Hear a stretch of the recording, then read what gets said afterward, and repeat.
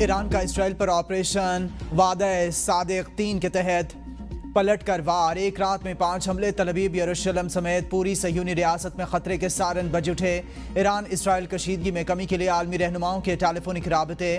حملے کے بعد تل ابیب میں دھوئیں کے بادل چھا گئے، اسرائیلی شہری بنکروں میں پناہ لینے پر مجبور۔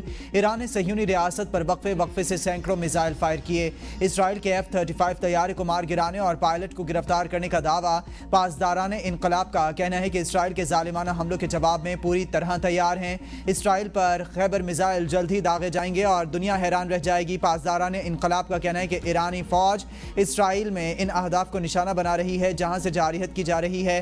ایرانی میڈیا کے مطابق اسرائیل کے جوہری تحقیقاتی مرکز کو بھی نشانہ بنایا گیا ہے۔ اسرائیلی میڈیا نے حملوں میں 4 صہیونیوں کے ہلاک اور درجنوں افراد کے زخمی ہونے کی تصدیق کر دی ہے۔ سابق اسرائیلی سفیر مائیکل اورین کا کہنا ہے کہ ایرانی میزائلوں کو روکنے میں اسرائیل کا دفاعی نظام آئرن ڈوم کام نہ کر سکا۔ ایران اور اسرائیل کے درمیان کشیدگی پر غور کے لیے امریکی صدر ڈونلڈ ٹرمپ کا سعودی ولی عہد شہزادہ محمد بن سلمان، قطری امیر، برطانوی وزیر اعظم سر کیئر سٹارمر کا صہیونی ہم منصب سے رابطہ۔ جاپانی وزیر اعظم نے بھی صدر ٹرمپ کو فون کر کے ایران اسرائیل کشیدگی پر تبادلہ خیال کیا۔ روسی صدر ولادیمیر پوٹن کا ایران کے صدر مسعود پزشکیان، صہیونی وزیر اعظم نیتن یاہو سے الگ ٹیلی فونک رابطہ۔ جنگ بندی پر زور ثالثی کی پیشکش کر دی۔ صدر یورپی یونین ارسلہ وان نے بھی نیتن یاہو کو ٹیلی فون کیا۔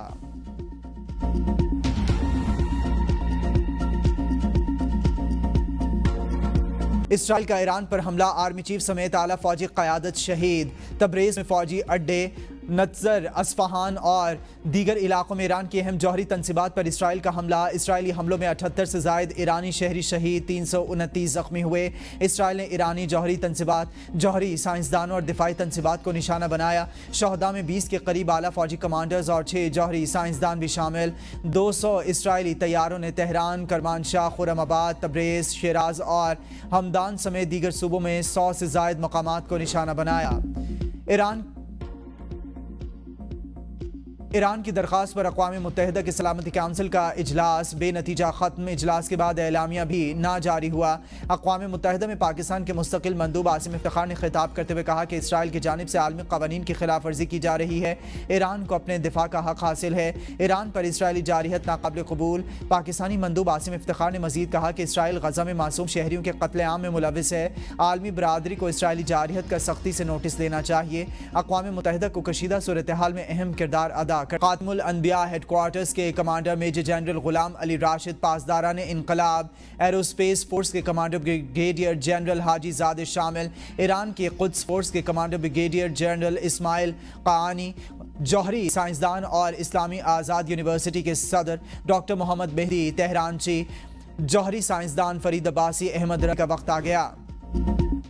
موساد کی ایران کے اندر سے میزائل نظام پر کارروائی کی ویڈیو منظر عام پر آ گئی۔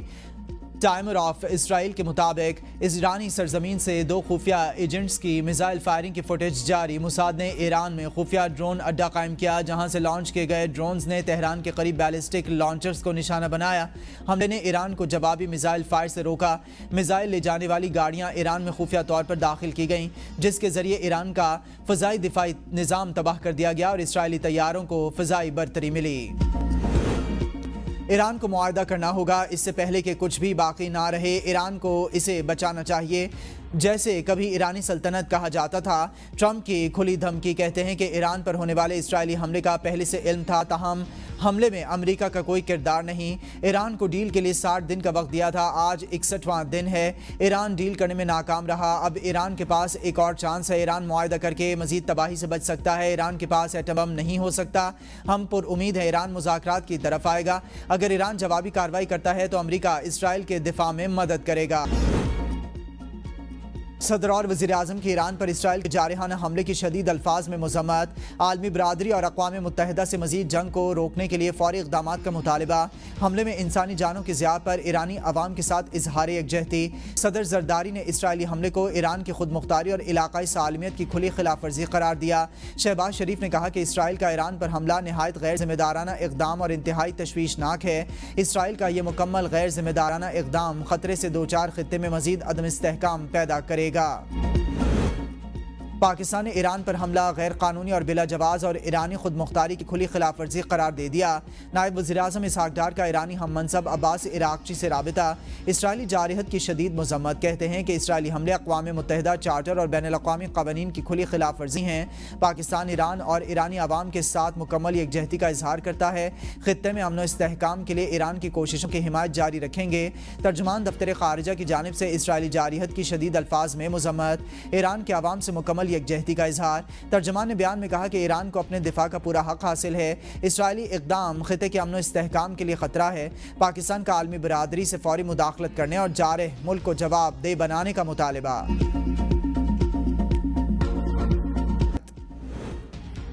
سابق وزیر اعظم نواز شریف نے کہا ہے کہ ایران پر اسرائیل کا حملہ افسوسناک ہے۔ لندن میں صحافیوں سے گفتگو کرتے ہوئے نواز شریف نے کہا کہ میرے خیال میں اس سے بڑی غلطی ہو نہیں سکتی، اسرائیل کی یہ کارروائی بہت زیادتی ہے۔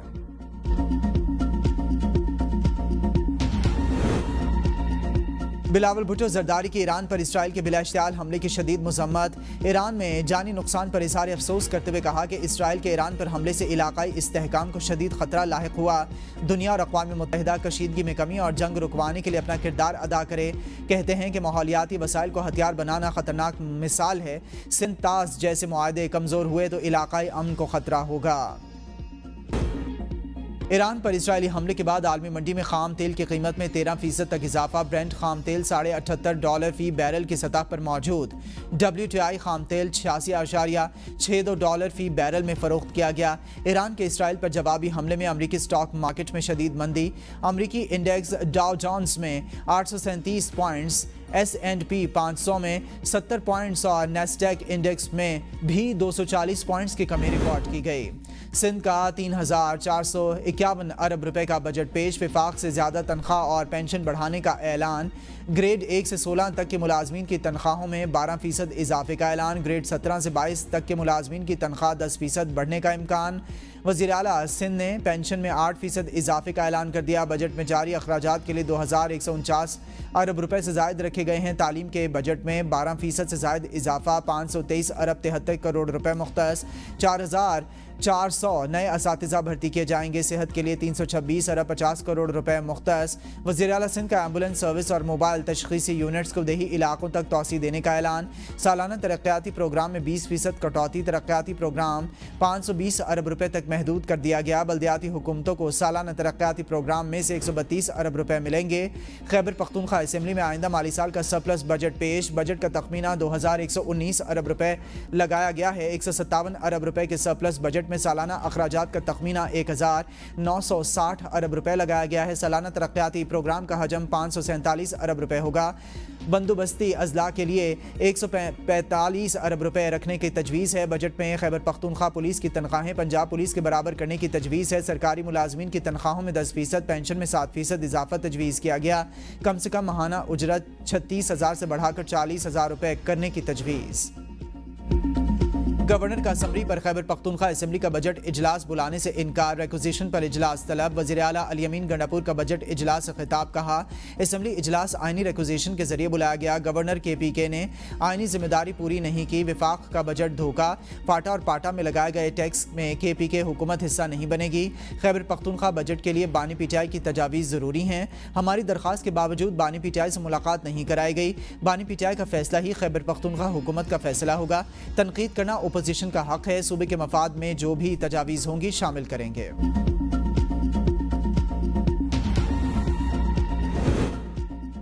کراچی میں شہری ٹرانسپورٹ کو وسعت دی جائے گی، وزیر اعلیٰ سندھ سید مراد علی شاہ کہتے ہیں کہ بجٹ میں کراچی کے لیے بہت سے منصوبے رکھے گئے ہیں، کراچی میں سڑکوں کی مرمت، سیوریج اور پانی کی فراہمی کے نظام کی بہتری کے لیے فنڈز مختص، پاکستان کی پہلی 50 الیکٹرک بسیں کراچی میں متعارف کروائی جائیں گی، کراچی کی الیکٹرک بسوں کے قافلے میں اگست 2025 تک مزید 100 بسیں شامل کی جائیں گی۔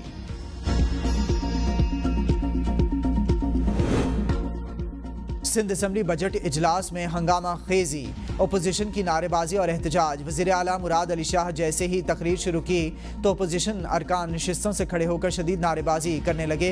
अपोजिशन की नज़्म ज़ब्त मुतासिर करने की कोशिश। अपोजिशन एहतजाज पर ऐवान का माहौल कशीदा। अपोजिशन का मौक़िफ़ था कि बजट अवाम दुश्मन है। हुकूमत ने इन्हें नज़रअंदाज करते हुए एक तरफ़ा अंदाज में माली मनसूबाबंदी की। अली खुर्शीदी ने कहा है कि सूबे के वज़ीर ख़जाना जो वज़ीर आला भी हैं, उन्होंने फ्लोर ऑफ हाउस पर झूठ बोला।